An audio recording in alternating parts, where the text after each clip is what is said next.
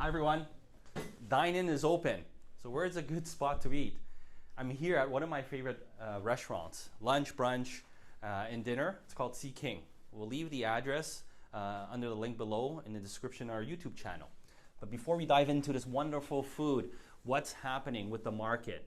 And I mentioned to you before in a previous video that the June stats would be very, very interesting to see, because last year of June is when we begun to see massive amounts of demand and very little supply, which is why we start seeing prices go up. As compared with April or May of 2020, if we compare it to 2021, we'll see a big discrepancy in prices, like 42, 45% differences and increase in pricing, because essentially we're still in lockdown in April and May. And there was a lot of uncertainty moving forward. And then when things opened up in June, that's when we saw the demand. So I love comparing these 2 months. Unit sales for June 2020 was 2,038, includes residential and condos.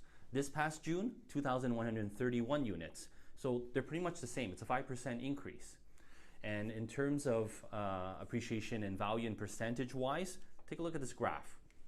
As we can see, the average sale price is $726,000 comparing the 2 Junes, up 26.3%.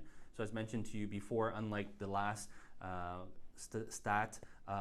market update, we were seeing double digits pretty much compared with this, like 42, 43%. Average days on market, 31 days, now down to 13 days. And unit sales, as mentioned, is pretty much on par of what the amount of units that were sold last June.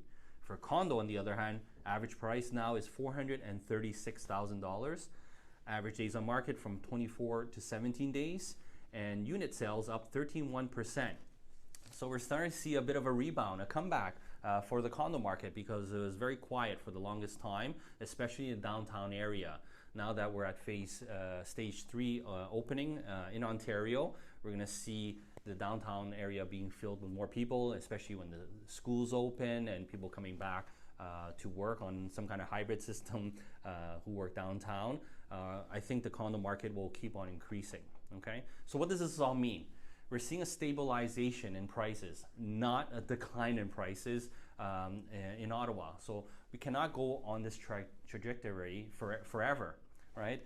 There needs to be some kind of stabilization where the affordability for a townhouse and single house is there. So that's what we're seeing right now, this transitory phase for pricing. Stabilization, remember that, not decline.